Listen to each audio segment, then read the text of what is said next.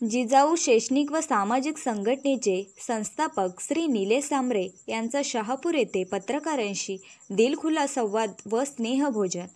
जिजाऊ शैक्षणिक सामाजिक संघटनेच्या वतीने नुकताच खुटघर येथील कल्पना रिव्हर व्हिल्ला येथे पत्रकार संवाद व स्नेहभोजनाचा कार्यक्रम आयोजित केला होता.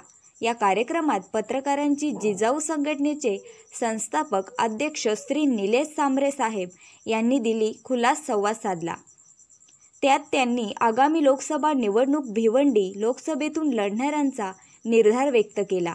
जिजाऊ शैक्षणिक व सामाजिक संघटना हे गेल्या 14 वर्षापासून ठाणे पालघरसह संपूर्ण कोकण प्रांतात कोणतीही देणगी न घेता स्वकष्टातून स्वकमाईतून सामाजिक व शैक्षणिक काम करीत आहेत. या प्रामुख्याने झडपोली येथे मोफत 130 खाटांचे रुग्णालय, 12 मोफत रुग्णवाहिका, मोफत शिक्षण देणाऱ्या CBSE बोर्डाच्या 8 शाळा, 45 मोफत वाचनालय, 105 दिव्यांग मुलांची निवासी शाळा, जिजाऊ व्यावसायिक मोफत प्रशिक्षण केंद्र, महासक्षमीकरण अशा विविध स्तरावर संघटना काम करीत आहे. संघटनेच्या माध्यमातून गाव तेथे शाखा उपक्रम राबवून निलेश सांबरे यांनी हजारो शाखा उघडल्या आहेत.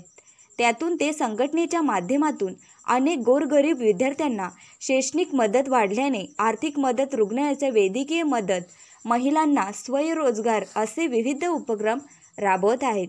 नुकताच पत्रकारांच्या संवाद सभेत त्यांनी पत्रकारांच्या खोचक प्रश्नांना दिलखुलास उत्तर दिले. यात येत्या लोकसभा निवडणुकीत भिवंडी लोकसभेतून निवडणूक लढणाऱ्यांचा निर्धार व्यक्त केला.